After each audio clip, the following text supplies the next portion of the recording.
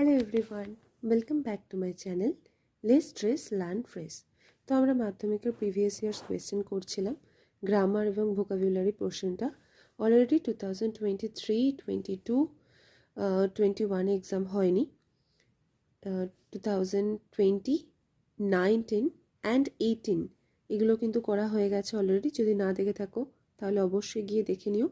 আজ আমরা 2017টা করব এবং এটা হচ্ছে আমাদের আপাতত লাস্ট মাধ্যমিকের প্রিভিয়াস ইয়ার্সে যে ডিসকাশনটা চলছিল গ্রামারের, এটা কিন্তু লাস্ট। কেননা এর আগে মানে 2016-এ কিন্তু অন্য সিলেবাস ছিল, তো এটা হচ্ছে আমাদের শেষ। তো চলো আজকে আমরা ডিসকাশন স্টার্ট করে দিই। But before discussion as usual আমরা কি করব, আগে কি কি শিখেছিলাম সেটা একটা ছোট করে রিভিশন দিয়ে নেব, তারপরে আমরা কিন্তু ইন ডিটেলস ডিসকাশন কিন্তু করে ফেলবো। তো আমরা কি কি শিখেছি, সব থেকে ইম্পর্টেন্ট যেটা আমরা প্রথম শিখেছি সেটা হচ্ছে পাস্ট পারফেক্ট টেন্স। ঠিক আছে, পাস্ট পারফেক্ট টেন্স কাকে বলে? দুটো অ্যাকশন চলে, যেই অ্যাকশনটি আমাদের ফার্স্টে হয় তার সাথে আমাদের কি বসে? হ্যাড পাস্ট পার্টিসিপল বসে। আর যেটা হচ্ছে আমাদের সেকেন্ড অ্যাকশন হয় বা যেটা হচ্ছে আমাদের লাস্ট অ্যাকশন হয় সেটার সাথে আমাদের সিম্পল V2 ফর্ম বসে বা পাস্ট টেন্স বসে। ঠিক আছে, যেমন আমি বলেছিলাম আমি স্টেশনে পৌঁছে গেছিলাম ট্রেনটি আসার আগেই। তো আমি আগে গেছিলাম না ট্রেনটি আগে এসেছিলো? তো আমি আগে গেছিলাম, so I had reach the station before the train arrived. ঠিক আছে, তো এটা হচ্ছে পাস্ট পারফেক্ট। এছাড়া আমরা আর একটা পাস্ট টেন্সে শিখেছিলাম, সেটা হচ্ছে পাস্ট কন্টিনিউয়াস। হ্যাঁ, তো পাস্ট কন্টিনিউয়াস জিনিসটা কি? যে অতীতকালে কোনো কাজ যেটা কন্টিনিউয়াস চলছিল সেই জিনিসটাকে বলা হয়। এর মধ্যে আমরা কি করে শিখেছিলাম না ওয়াজ ওয়্যার প্লাস ভার্বের আইএনজি বসে এক্ষেত্রে। ঠিক আছে, এটা হচ্ছে পাস্ট কন্টিনিউয়াস। এরপরে আমরা যদি সিম্পল ফিউচার টেন্সে যদি চলে যাই, ফিউচার, সিম্পল ফিউচার বা ফিউচার ইনডিফিনাইটও বলা হয় একে। এখানে কি ছিল আমাদের? স্যাল ছিল বা উইল ছিল। তার সাথে আমাদের এই দুটোর সাথেই কিন্তু V1 ফর্ম হয় এবং এটা ভুলে যাবে না যে স্যাল উইল দুটোই কিন্তু মডাল ভার্ব। স্যাল কার সাথে হচ্ছিল? ব দিয়ে যেই ভার্বগুলো শেষ হচ্ছিল সেটা, যেমন আমি খাবো, আমরা খাবো। আর উইলে কি হতো? বে দিয়ে যেগুলো হতো সেগুলো হবে। ঠিক আছে, তো বা আমরা যদি এটা টেকনিক্যালি বলি, স্যাল হচ্ছে আমাদের ফার্স্ট পার্সনের সাথে হয় আর উইল হচ্ছে সেকেন্ড এবং থার্ড পার্সনের সাথে হয়। এগুলো আমরা শিখেছিলাম। আর একটা জিনিস শিখেছিলাম আমরা, সেটা হচ্ছে প্রেজেন্ট টেন্সের সাথে। প্রেজেন্ট টেন্সে কি বলেছিলাম না আমি তুমি ছাড়া বাকি যদি সাবজেক্ট সিঙ্গুলার হয় মানে একজন যদি হয় তাহলে ভার্বের V1 ফর্ম মানে যে প্রেজেন্ট টেন্সের সাথে আমাদের কি বসে? এস বা ইএস বসাতে হয়। যেমন আমি যদি বলি ইউ, এখানে ধরো ভার্ব দিলাম আমি গো, তাহলে আমি বা তুমি, এখানে দেখো একজনই আছে, ইউ মানে তুমি, হতেই পারে তুমি, তো তুমি যাও। ঠিক আছে, তো ইউ গো, যেহেতু এখানে তুমি আছে, যদিও এটা একজনই আছে তার সত্ত্বেও আমরা এখানে এস বসাবো না, আমরা এখানে গো বসাবো। তো এই কারণে আমি ছড়াটা বলেছিলাম, আমি বা তুমি ছাড়া বাকি যদি একজন থাকে। এক্ষেত্রে আমাকে যদি হি দেওয়া থাকতো, দেখো এখানে আই বা ইউ এই দুটো শব্দের মধ্যেই কোনোটাই কিন্তু নেই, তো হি এর সাথে কিন্তু আমার এখানে কি হয়ে যাবে? গোজ হয়ে যাবে। তো এই ছিল আমাদের সিম্পল কয়েকটা নিয়ম যেগুলো আমরা শিখেছিলাম। আর একটা জিনিস আমরা শিখেছিলাম, সেটা হচ্ছে প্রেজেন্ট পারফেক্ট। ঠিক আছে, আমি ক্রোনোলজিক্যালি কিন্তু বলিনি যে এই যে প্রেজেন্ট টেন্সের মধ্যে চারখানা ভাগ, আমি জাস্ট বলেছিলাম যেভাবে আমরা শিখতে শিখতে এসেছিলাম বেসড আপন দ্য প্রি ওয়াইকিউ। ওকে, যে আগের বছরে যা যা এসেছিল। তো প্রেজেন্ট টেন্সের আমরা আর একটা শিখেছিলাম, সেটা হচ্ছে প্রেজেন্ট পারফেক্ট। প্রেজেন্ট পারফেক্ট টেন্সটা কি না আমাদের হ্যাজ বা হ্যাভ বসাতে হয়, তার সাথে আমাদের কি হয়? পাস্ট পার্টিসিপল ফর্ম বসে। আমরা কি দেখেছিলাম না অতীতকালে কোনো কাজ শুরু হয়েছে এবং তার রেশটা কিন্তু এখনো বর্তমান। ঠিক আছে, তো এই রকম ক্ষেত্রে আমরা কিন্তু প্রেজেন্ট পারফেক্ট শিখেছিলাম। তো এই হলো আমাদের আগের যে রিভিশনগুলো ছিল সেটা। তো চলো এটা বেস করে আমরা দেখি যে আমরা এগুলো সলভ করতে পারি কিনা।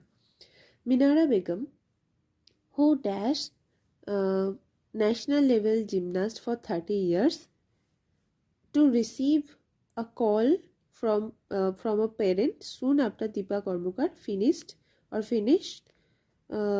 fourth in Olympics. So here it's finished, এখানে আর একটা জিনিস মিসিং আছে, যাই হোক আনসারটা এখানে ফিনিশড হবে। তো চলো আমরা দেখে নিই কি বলতে চলেছে।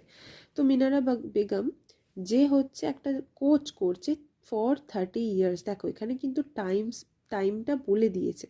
ঠিক আছে, আর আমি এখানে বলেছিলাম যে এটা নতুন নিয়ম যদিও, তো এটা হচ্ছে আমাদের প্রেজেন্ট পারফেক্ট কন্টিনিউয়াসের রুল, ঠিক আছে। প্রেজেন্ট পারফেক্ট কন্টিনিউয়াস যেখানে একটা কাজ যেটা পাস্ট টেন্সে আরম্ভ হয়েছে এবং এখনও কিন্তু চলে যাচ্ছে, ঠিক আছে, মানে এখনও কন্টিনিউ করছে, এবং এখানে তোমার কন্টিনিউয়াস টাইমটাও কিন্তু বলে দেবে। দেখো যেমন এখানে 30 বছরের জন্য বলে দিয়েছে, তো এই কারণে আমরা কিন্তু হ্যাজ বিন করেছি।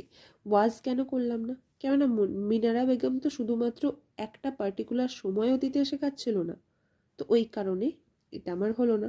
আর ইজ, কেননা এখানে 30 বছর ধরে করেছে, তাহলে ইজ কোচিং মানে তো এখন শেখাচ্ছে, আর ওয়াজ কোচিং মানে তখন শেখাচ্ছিল। সো এই দুটো কন্টিনিউয়াস টেন্স হলো না বলে এটা আমাদের পারফেক্ট টেন্সে হয়েছে। ওকে, নেক্সট দেখো, is surprised, has been surprised, was surprised to receive. আচ্ছা, এটা হচ্ছে প্যাসিভ ভয়েসে দেওয়া আছে, ঠিক আছে। তো মিনারা বেগম, আমি যদি বলি যে ইজ সারপ্রাইজড, ইজ সারপ্রাইজড মানে হচ্ছে মানে ও এই মাত্র এখন সারপ্রাইজড হয়ে গেল, ঠিক আছে। কিন্তু আমাদের এটা যদি সেন্সটা তুমি যদি বাংলাটা বোঝো, তাহলে কিন্তু বলতে চাইছে যখন ওকে ফোন করেছিল ও সারপ্রাইজড হয়ে গেছিলো। সো এই কারণে এখানে ইজ বসাচ্ছে না। হ্যাজ বিন সারপ্রাইজড, সেম জিনিস, ঠিক আছে। মানে হ্যাজ বিন সারপ্রাইজড কিন্তু এখানে এখানে তো কোনো পাস্ট টেন্সের কোনো জিনিস তো তুলে বলেনি। মানে ধরো কোনো জিনিস পাস্টে অতীতে আরম্ভ হয়েছে, এখানে পাস্ট টেন্স মানে আমি বলতে চাইছি এখানে পারফেক্ট টেন্সের কিন্তু কোনো গল্প নেই যে ও অতীতকালে একটা সময় সারপ্রাইজ হতে আরম্ভ করেছিল এবং তার রেসটাও কিন্তু এখন আছে, ঠিক আছে। এই কারণে আমার এই দুটো হচ্ছে না, তো অটোমেটিক্যালি আনসারটা হচ্ছে ওয়াজ সারপ্রাইজড আছে এবং এটা প্যাসিভ ভয়েসে করা আছে। So was surprised to receive a call from a parent soon after Dipa Karmakar finished fourth. Dipa Karmakar কি করেছে না, ও ফোর্থে ফিনিশ করেছে। এখানে আর একটা অপশন নেই, সো দুটোই ফিনিশ আছে। সো সামহাও এখানে হ্যাজ ফিনিশড বা ফিনিশেস ছিল, সো যাই হোক এখানে ফিনিশড ফোর। ওকে, সুন after Dipa Karmakar finished fourth. তো এটা দেখো সেই অর্থে তুমি পড়লে বুঝতে পারবে যে এটা কি বলতে চাইছে। দেখো সবসময় 100% যে আমাদের ট্রিক্স দিয়ে সব জিনিস চলে যায় তা কিন্তু নয়। আমরা কিছু জিনিস পড়ি, কিছু জিনিস আমরা বুঝি, কিছু জিনিস আমাদের একটু বুঝতে হয়, বা কিছু জিনিস আমাদের কিন্তু সেন্সের উপর গ্রো করে দাগ দিতে হয়। সো এই হচ্ছে ব্যাপার। তো এইগুলো ছিল আমাদের ভার্বের ফর্ম। নেক্সট দেখো আমাদের আর্টিকেল প্রিপোজিশন করতে বলেছে। When John arrived dash Mumbai. So Mumbai হচ্ছে একটা বড় জায়গা, ঠিক আছে, মেট্রোপলিটন সিটি। সো যখন আমাদের ছোট কোনো জায়গার কথা বলা থাকে, ধরো আমাকে এখানে পার্টিকুলারলি একটা প্লেসের কথা বলা হলো, যেটা ধরো একটা ছোটোখাটো প্লেস, হ্যাঁ, সেই রকম ক্ষেত্রে আমার কিন্তু অ্যাড বসে যেত, সেক্ষেত্রে অ্যাড বসে যেত। কিন্তু মুম্বাই যেহেতু মেট্রোপলিটন এরিয়া এবং একটা বিশাল যথেষ্ট ইম্পর্টেন্ট, সেই কারণে ইন বসালো।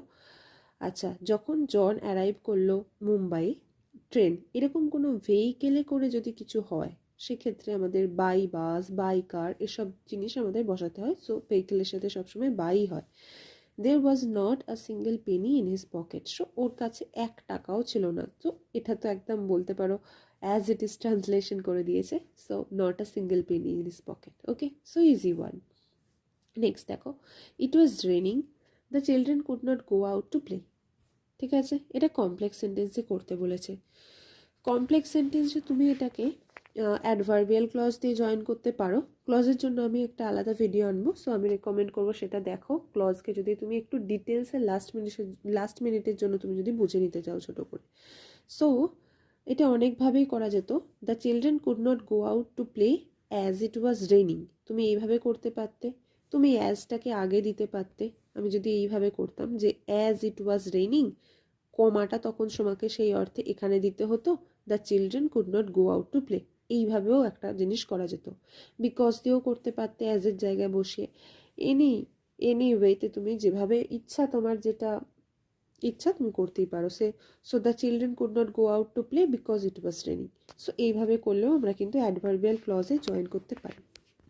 নেক্সট দেখো, ভয়েস চেঞ্জ বলেছে এখানে একটা। আচ্ছা, আমাদের কি কি আসছিল? একটা ভয়েস আসছিল, একটা ন্যারেশন আসছিল এবং একটা জয়েনিং আসছিল। জয়েনিংয়ের মধ্যে এবারে কিন্তু কমপ্লেক্স সেন্টেন্স দিয়েছে, মানে 2017-এ কমপ্লেক্সে দিয়েছে।